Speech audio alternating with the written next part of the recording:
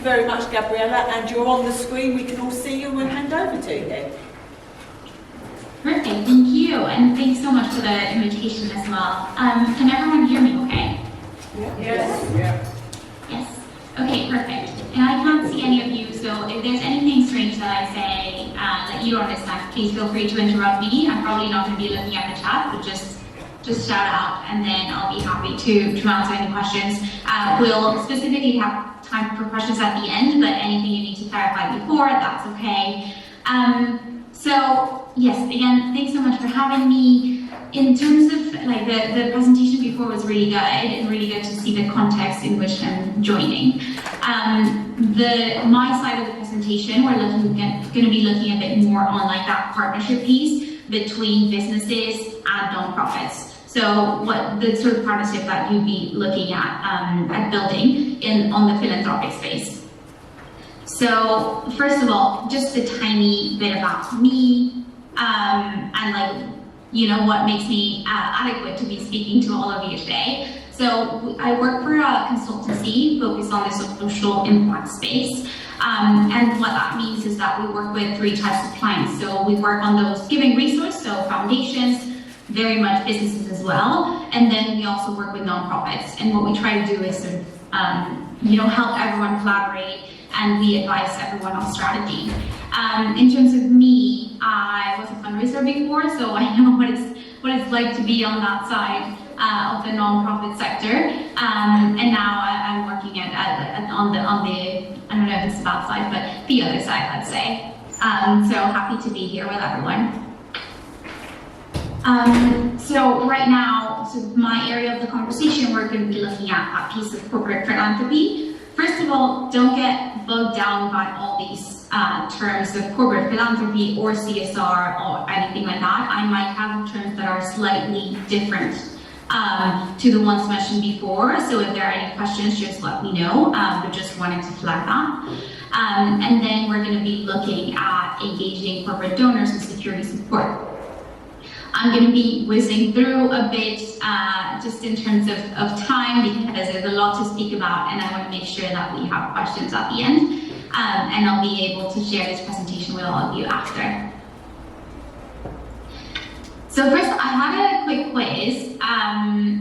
So we have 5 questions, but I'm just going to go through 3 so that we can go a bit quicker. So if everyone can just either type on your phone, just have it in your mind, or just yell out the answer that you want to say, we're going to go through it now. So first one, the UK voluntary sector has an estimated income of how much per year? 50 billion. Yeah, over 50.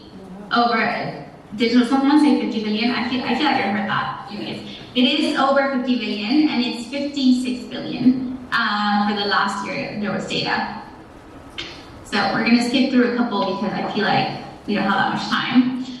But this one is very relevant. So among FTSE 100 companies, which are listed companies, and just an indication of if it's going up and down and how companies are giving, what industry is leading charge in corporate giving? So who's donating the highest amount? Technology, financial services, sports and recreation, or pharmaceuticals? Technology.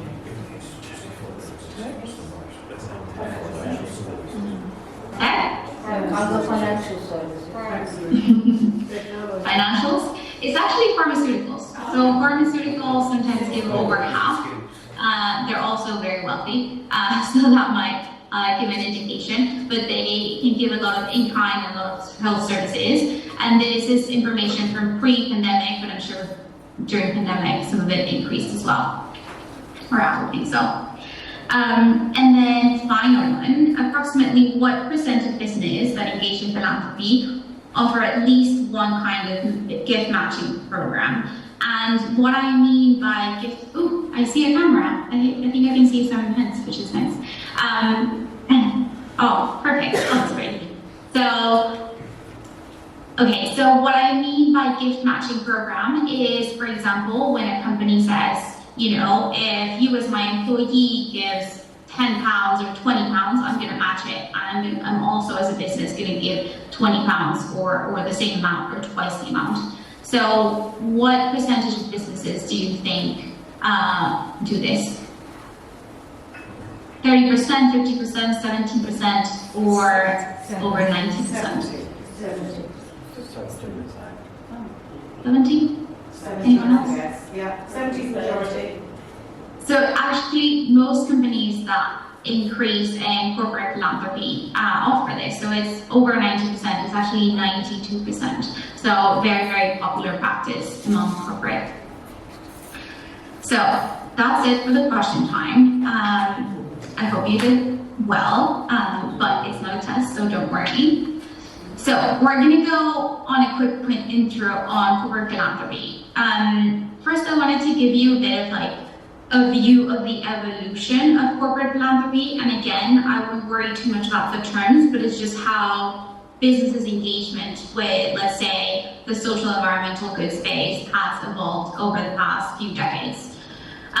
So first, it was really focused sort of on the 1950s up until maybe 2000s. It was really focused on just giving money without a strategy. So sort of a company that's producing pharmaceuticals in let's say Europe was randomly giving money to healthcare or to, let's say, homelessness in Latin America. So something that had nothing to do with the company, but sometimes looked good on paper. So not much of a strategic value there. Then we moved on to being a bit more strategic, so thinking of how that money may have an impact, a positive impact, either social or environmental, in the early 2000s.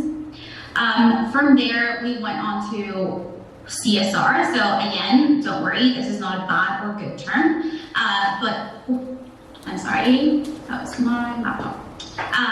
So in terms of CSR, which was more about closely incorporating it into responsible business practices. So when the business was thinking of, okay, what is our environmental impact? What is our social impact? So while this is quite a good development and a better approach, it wasn't really thinking of how is this creating value to us. It was just about that responsibility. So in the end, and very similar to what was mentioned in the previous presentation, there was no value to the company, which meant that it was really easily cut out. The company doesn't do well for a year or two, and then CSR is that approach, let's say, is the first one that goes. And then nowadays we're more positively looking at this shared value.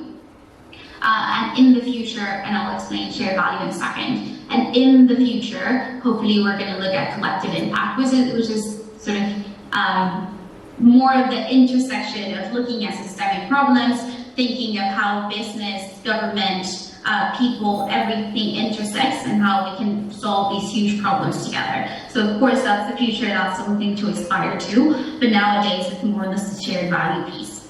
So when we say shared value, what we think of is creating value for both sides. So creating value for your organization, for your nonprofit, as well as creating value for the business. So if we see this little graph on your left, we're thinking of how that value is different for each one. So ROI is just return on investment. So if we think of things like cost marketing, which is just saying a lot of, we could also think of brainwashing in this, just saying a lot of things, but actually creating very, very low social environmental value. How do we find these corporates and where do we find them? And the first thought might be, do some online research. And while that is very important to recognize the organizations, read through their interests, identify the right stakeholders to reach out to, what is key is to take into account relationships. So fine, it's good to know what's out there, but what are your relationships? How can you think of those relationships? So who does your CEO or your board have connections to? Anyone else in your staff, who do they engage with? What sort of products do you normally consume that you feel like, oh, we already have a relationship there? So really thinking of those relationships. And it can also be personal. Does your cousin work at a company that you feel might be interesting to have a conversation with? And there might not be a clear overlap, like a super clear overlap at the beginning, but building on those relationships and having conversations and networking, that is really the most successful way of building relationships, because once you identify, there's a higher probability of those replying to you and actually accepting that first meeting or that first conversation about a partnership. And then we think of who, one is where do we find them? So through our relationships mostly, if we can. And then who? So we might think that the best thing to think of is the business that has a lot of money. And it is important, of course, if they don't have a profit, then they probably are not thinking about philanthropy. But it's important to take into account other bits as well. So that piece of shared interests. So is there anything within that corporate that there's a shared interest, shared values? If you're working, for example, in sustainability and you think corporate that's focused on fashion can be good, it might be, but if that corporate does not have responsible and sustainable practices when producing their clothes, then it's probably not the right match. You need to think of each other's values. And then, of course, that shared connections piece. And then once you go through that, identifying, where and then the right corporate, then you can think of, that loop of cultivation, solicitation, acknowledgement, and stewardship. So I just wanted to give you some thoughts for, first of all, your pitch. So preparing for your pitch. Of course, know yourself, and what we mean by this is just know your organization, know what you can offer, know your assets, know your staff, but also know your capacity. Could you deliver on these things that you think you may be able to offer, for example? Know your prospect. People expect you to research them. I know that we have limited ways in which we can research, and we need to respect everyone, but really knowing what this organization has done in the past. If it's doing well in terms of profit, if it's recruiting because it has a high turnover these days, if it's, just launched a campaign that has to do with, a new product or anything like that, just knowing your prospect and then identifying that shared value piece. In terms of great elements of the pitch, so these are just some recommendations on how to build a great pitch, specifically for a corporate. So first of all, understand their brand. Understand the organization, their brand, but also their sort of culture and what they value, what they think is important. Understand the value, so thinking again of where the value could be for me and where the value could be for them. A vision, being able to, articulate your vision, articulate the need of your organization, articulate the potential impact of your cause. Those are, with any sort of partner, not corporate, are key. Bringing it down and making it personal, so thinking of a story, of a way to, make this real. People in these organizations might not completely, understand your cause and the intricacies and all the complications, because everyone really in this room, I'm sure it's a complex organization. There are a lot of problems, a lot of complex problems that you're trying to address. So bringing it to life with a story is very important, especially for people that are outside the sector, because these are not foundation experts. These are not people that might be interested in your cause even at the beginning. So bringing that to life is key. Leverage, so leverage what you have internally. Can you bring someone in your organization that you think might be able to speak passionately about this? Can you, bring them to your workspace that you think, okay, might bring things to life? So leverage, think of what you have to leverage in terms of people and assets, and how you can bring your cause to life in this pitch. Language, so this is really about thinking of your target, the person you're engaging with. So once you So thinking of the language, and this has to do because often when we're in the nonprofit sector, we have all these terms that we use and all this, let's say, jargon that we all understand and we feel passionate about it, so we know how to speak around it. But making that language approachable and accessible to the person you're pitching is going to be key, and also sometimes even mimicking the words they're using. So if on their website they use a specific word to describe what they're trying to achieve in a social sense or what they care about in their values, trying to match that and using the same words just so that it resonates for them. And then, of course, as always, being able to answer the questions, why us as an organization? What is it in us that is important to you? Why us and why not, thinking of your competitor? Why this? So why are you asking them for support for this specific thing? And then why is it now? And these are questions that you need to be able to answer in any pitch. They might not come up all the time, but going through these is very critical. Otherwise, it can be later, it can be, okay, why not your competitor? And it can feel like it's not, specific because if you're trying to answer why this, you're not saying like, oh, we just need support for like random things, but it's like, why this specific thing right now? So also demonstrating that sense of urgency. These are some pitch mishaps. How are we on time? Okay, a couple more minutes. I'll rush through, I promise. So of course, going on a moral crusade. So I know that I'm sure everyone in this room has, you think it's morally important to support these causes. Not everyone might feel like that way, so that's sometimes a risk that we have when engaging with some of these people.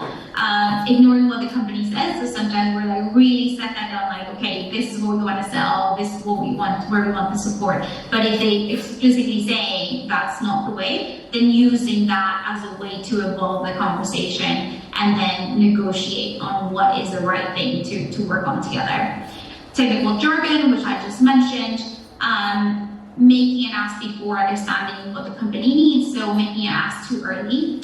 And I know that we all have, targets and urgency to the cause that we support, but waiting for the right time to make that ask is really important so that the ask goes well and has a better chance of being successful. Also, sometimes the ask doesn't go well, but that can still be used as a way to continue the conversation. So not this, what can we do together? So not always taking it as a no. Of course, never end without suggesting next steps. If you have a conversation, if you're having a pitch, always, continuing and following up, and then forgetting the human element. So this has to do again with bringing it to life, bringing a story, making it human, making it easy to understand, and yeah, building that just passion on the other side. I think there's just a couple of more slides, yes. So offering, so it's really important when you're thinking of how I'm going to engage corporates, thinking of what are they looking for? What do they want out of the partnership? And these are 7 things that we think are really important. Not everyone might want everything, but when you're thinking of what can we offer businesses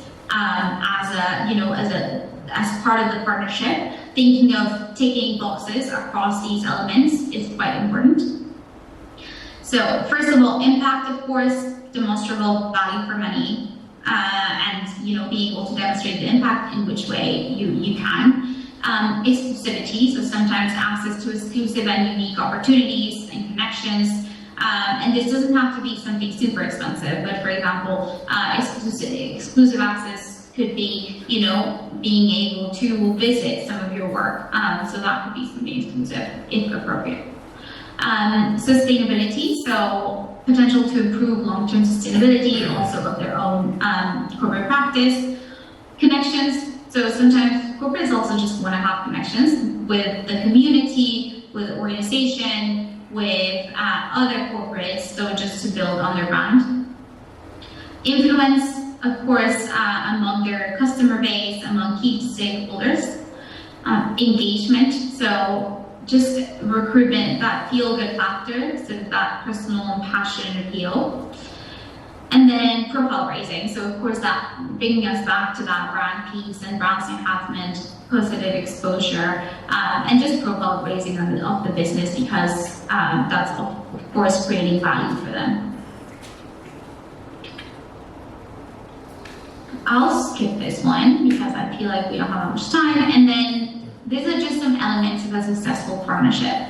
So the first one is make lots of friends. And what we mean by this is when you're engaging with a complex organization like a business, it's good to be able to build relationships across different levels, different people. So not only that one-to-one with that maybe CSR manager, but can you build a relationship to some extent or with the CEO or the head of partnerships?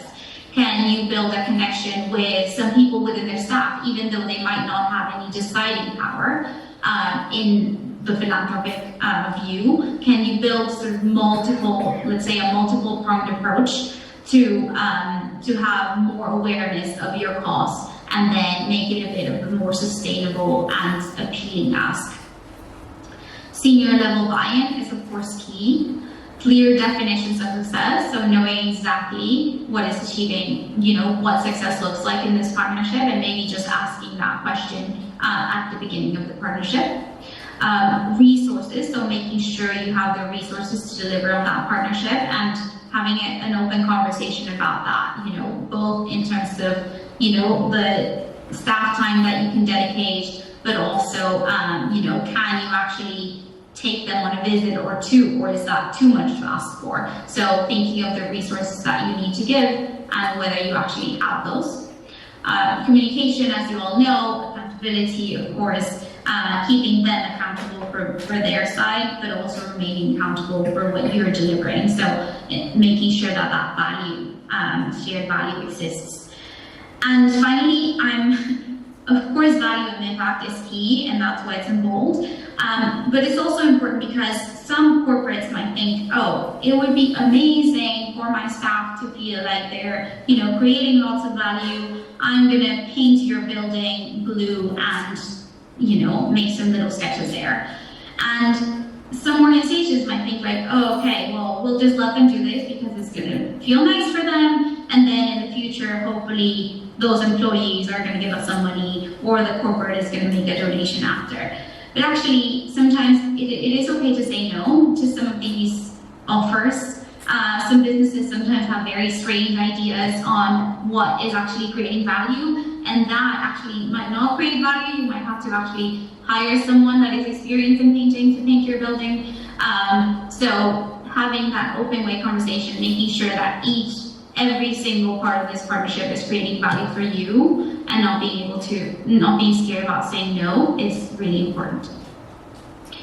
And then I just wanted to share a quick, just one example, I promise, of a really good business partnering and sort of a partnership that we helped create actually. So it was a few years ago. So Adobe, the company, so they're the owners, of course, of Adobe Acrobat. They were like, okay, we want to do something. We don't know what we have, but we just want to do something. And then one of our objectives is to build employee morale, and then increase the retention of our staff.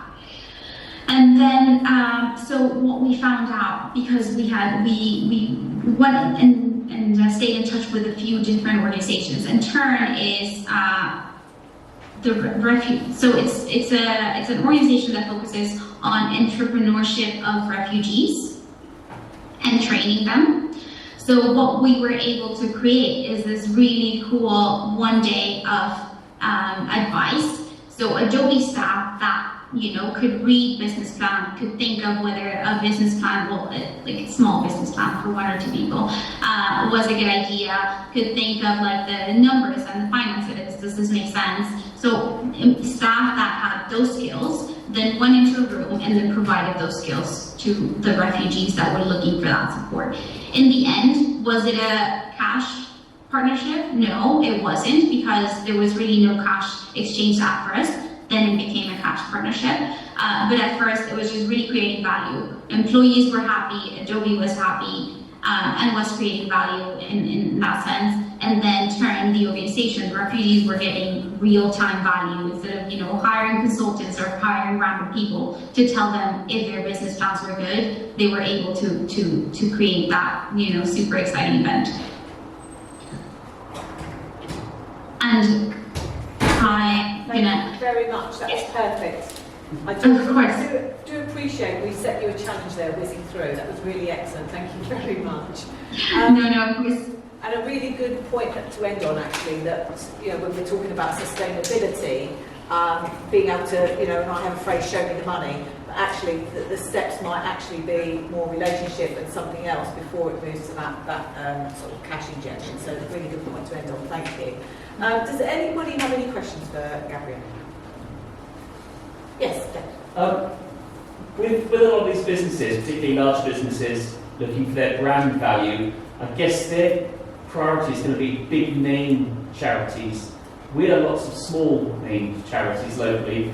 Are we better off pitching towards smaller local charities because we can build that relationship better and they've got a local impact? Or is there scope for small charities to approach big ones? So, okay, yeah, I think I did hear you and let me know. So, there's a bit of both. So, bigger brands might want to engage with charities that have a bigger, a bigger brand as well. But some won't, if they're working with your communities, a lot of businesses are recognizing that it's important to have that community connection. And these bigger brands are often, international development organizations that, may not have that really, UK-based small community connection, and that may be important to them. So I wouldn't sort of let that stop me. However, it would be, important to recognize that bigger brands might require a lot more nurturing, a lot more offering, a lot more staff, time from your staff and your organization. And corporates are not the easiest or the most low maintenance type of partners. So taking that into account and having an open conversation around that at the beginning will just set you up for success. Thank you. Anybody else have questions? Well, I have a question. When we approach companies for partnership, we'll know what the questions are. As you said, you have to demonstrate. You have to demonstrate that you can show impact. What bothers me a lot when you approach big organizations is that as a small organization yourself, you are looking for what you can get from them. Most of us are going in with nothing. How do we measure impact or value when we have nothing to deliver with which to deliver that impact or what they decide is of impact or value to them? Who measures whose impact? Because I'm sorry, it's really hard to. We are a small organization with very little to empty pockets. So to measure impact, you need funding. How do you demonstrate your impact to a big organization? You know you are delivering impact to your service users. So the concern is that transactional needing to evidence impact, Gabriela, and the smaller groups and organisations don't have the capacity with which to demonstrate that. Is there any suggestions? So I would say that demonstrating impact is key to any partnership. So it might not be as, developed and as, a 10-page report of all the people that we have helped. That might only be important for large organizations because you're not able to create all these reports and all these photos and case studies and whatever it is. But being able to demonstrate impact at a local level and to create a partnership is really important. So it can be simple. If you have a story that you can tell of someone you have helped, if you have anything where you can say, you know, I helped this was a social value of my intervention, then I would say that's critical. So it doesn't need to be overly complicated, but it is essential to be able to demonstrate impact. And I would say that is essential also for any kind of partnership. That's great, thank you, Gabriela. And I think the point, even if it's small, actually being able to story tell, that's not even starting out there could be helpful. Yeah, no, that's lovely. Thank you very much. Has everybody done with Gabriela? Gabriela, thank you very much. We really appreciate your time. That's been fantastic. And we'll share your slides with everybody here today. Hope the training goes well. Thank you very much.